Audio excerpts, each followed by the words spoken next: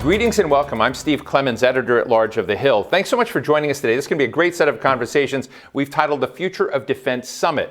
One glance at current headlines should make it clear why today's event really matters. Russia's invasion of Ukraine has upended the world order, and it shifted the national security landscape both here at home, but also all over the world. It's displaced and endangered millions while disrupting the global economy and added a lot of aggravation to supply chains that were already frustrating. Throughout the afternoon, we're going to explore most of our urgent defense needs and take stock of our greatest threats, including and beyond Russia. Before we begin, I'd like to thank our sponsor, Raytheon Missiles and Defense, for supporting today's conversations. Since defending America and our allies requires a multi-level, comprehensive approach, what are the Pentagon's top priorities today, and how are they anticipating future needs?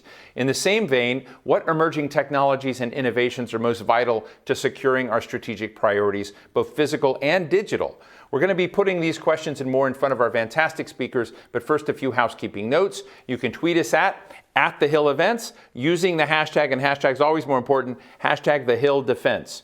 We're broadcasting live and we'll take your questions throughout the program. As with any live stream, you could experience some trouble. Don't throw your computer through the window. Just push refresh and hopefully it will fix the problems. To discuss these pressing topics and more, I'm now honored to welcome my first guest, Deputy Secretary of Defense Kathleen Hicks.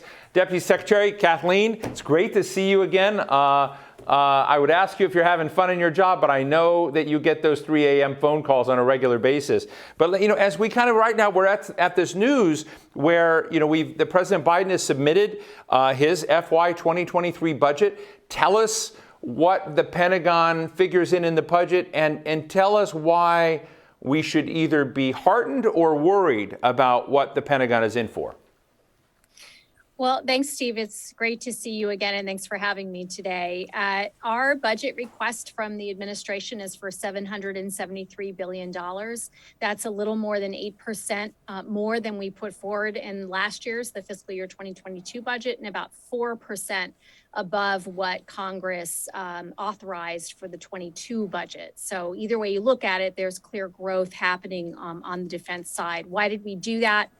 We came in, like any administration, came into office looking ahead through a strategic lens, and we have just completed our National Defense Strategy review and put out a classified National Defense Strategy yesterday and briefed that up on Capitol Hill. And there's an unclassified fact sheet that's out there for the public to look at as well. And what we really found is that we need to make sure we are laser focused on the pacing challenge that China poses, that we are very attentive to the acute challenge that Russia is posing, and the events in Ukraine are foremost on our minds and really point to the importance of our allied approach, bringing all of the military and diplomatic and other tools to bear that we can, working together. And all of that framed up for us a key set of priorities for that defense budget in terms of our combat credible capability in order to campaign and fight and win if necessary. And then also investing in areas like cyber, space, AI, and other sources of innovation in terms of our small business community here in the United States. And then not to leave to last, our people. We gave a 4.6% pay raise to the military and civilians in this budget request. That's the highest it's been in 20 years. We've created more access to childcare, and we've gone after things like sexual assault. So it's a really robust budget, but I think fairly so. And I'll just end by saying we even put forward a very forward-looking climate change piece of this budget with $3 billion clearly tagged to our efforts to be resilient in the face of climate change. Look, I don't know if you have one of the best jobs in Washington or one of the worst, but I know, you run one of the biggest, machines in the world, the operations in the world, and your job, I've known a lot of deputy secretaries of defense, been privileged that way, but, a lot of the folks don't understand the deputy secretary is not just a deputy. You have to merge resources and manpower and supplies to doctrine and objectives and policy and synthesize all of that. And I guess my question is, just learned that the National Defense Strategy classified form of that was released, but it had been delayed. And I guess the thing I had been worried about when the Biden administration came in is they came in with the pivot to Asia, some very tough meetings of Secretary Austin and Secretary Blinken and Jake Sullivan, the National Security Advisor, with Chinese officials, and it just seemed to be China all the time. And I wondered if the time whether Vladimir Putin was going to mock that and say, wait, look over here, look over here. Were we blindsided? Did we not see, to a certain degree, substantially enough what the resources and material and distraction that Putin was going to create? Did we create a condition that Putin could exploit? Well, Steve, the first thing I would say is make no mistake, this Ukraine crisis is 100% the responsibility of Vladimir Putin. Right. The United States actually was quite prescient in and pointed out quite vocally, I think, as everyone now knows, what was coming in terms of Russia's intent with regard to Ukraine. And that's quite regrettably so. It's not something we wanted to be right about. But it's also not something that just happened in the last 4 months. You may recall as recently as last spring, there was a major Russian exercise that also looked to be building towards something like a potential invasion or something like other activities with other military aggression with regard to Ukraine. So we already knew as we were developing this NDS, of course, in the immediate, that there was this challenge with regard to Russia and Ukraine. And let's also not forget that in 2014, we already had the case of Russia having annexed Crimea and having undertaken these separatist and Russian-backed efforts in the Donbass. And so for 7 years plus, the United States has been investing itself in the posture that we have, largely air and land, but also maritime posture in and around our NATO territory, because we want to make crystal clear that our commitment to Article 5 and to defending every inch of NATO territory is ironclad. Our strategy absolutely took that into account, all the way from the goals that we set in terms of what we seek to defend and deter, and also in terms of the ways we're going to go about that, working closely with allies, having that combat credible force. A lot of the things that make us strong and capable against the pacing, the more advanced military challenge in many cases of China, also are highly applicable to the challenges posed by Russia. And if you look at the posture we have forward in Europe today, it's quite a robust force. And I think, as we always do in the department, we are constantly looking at our posture and constantly looking at strategy to refine and evolve that.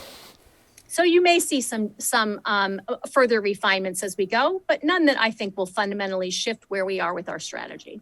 I think if one is honest, if we were having this conversation a few years ago, there would have been a conversation if we were just really, bottom line, that there was a fatigue in the system. There was a fatigue in support, that we were engaged in forever wars, that we'd seen lots of people with multiple deployments. Have we moved beyond that now? I mean, you're giving a robust picture of our capabilities now. Have we worked through the fatigue of Iraq, Afghanistan, and others, and are we in good shape today? What we would call readiness in the military, the readiness of our force is in pretty good shape. That said, we should not be sanguine about that need to constantly look at the goals that we have, the expectations that the public has of what the military can produce, and the pace and tempo at which we are keeping it. We see that for certain in our naval forces, for instance, and the tempo that they put out there. And so we're constantly looking at how do we adjust that connectivity of material, non-material, those readiness, how long is our equipment and maintenance, how well manned or how well fully fleshed are the units that we're putting forward. So we're constantly tracking all of those pieces. So my view is we're very ready. We have the rightful reputation of being the finest military in the world, but that takes effort day in, day out, and we should never take our personnel for granted. That's why this pay raise is so important, as well as all the other efforts that we have underway to make sure that our service members and their families and their equipment is well cared for. A month ago, you released the Joint All-Domain Command and Control Implementation Plan. It's cool. It's called the JADC2, folks. So the JADC2, I'd like to let you know, which is the kind of Connect Everything initiative as I understand it. It sounds cool and interesting, sounds important. Where are we on that? But as a twist, I'm sort of interested in, China watches what we're doing. Is this something that gives us a qualitative edge on China or other peer competitors out there? And what are as you just said, keeping the best military in the world, the best, connected military in the world, what does it take to continue to stay ahead? Well, our people are absolutely the key, and not just individually, but how we draw on human potential and create ingenuity with it. And what JADC2, as we call it, really points to is this advantage area that the United States has traditionally been able to count on in an era that is now shrinking, which is being able to have decision advantage, the best information, the best intelligence, but the best information all source, timely, and able to fuse that information and act on it. And the people really matter on that last piece, the ability to act and synthesize, information. So JADC2 has been at the heart of how we think about the way we fight, both in the past, in former iterations, informationized warfare, if you will. The Chinese certainly think about their approach to that. We have seen the Russians really be challenged with that in bringing together their joint force and having good domain awareness. So we know the advantage that it can bring. Now the key is to make sure we can leverage the best of technology that's out there and get out of our own stovepiping way to bring data together, to leverage AI, and to make sure we have the cloud and computing capabilities we need to have information in front of decision makers quickly and be able, as I said, to act on that decisively. That's at the broad strategic level. Down at the tactical level, the same basic principles apply. We want to be able to get that tactician, whether they're in a tank or in an artillery unit or out at sea, to have the information in front of them and be able to act as quickly as possible, getting the sensor of what they're seeing to the shooter, if you will, of how they then employ force, connected as quickly as possible. Let me just ask you a personal question as we close out. You used to work for a former Deputy Secretary of Defense. You worked for John Hamre at the Center for Strategic International Studies. For everyone, John Hamre served during the Clinton administration, as almost 30 years ago.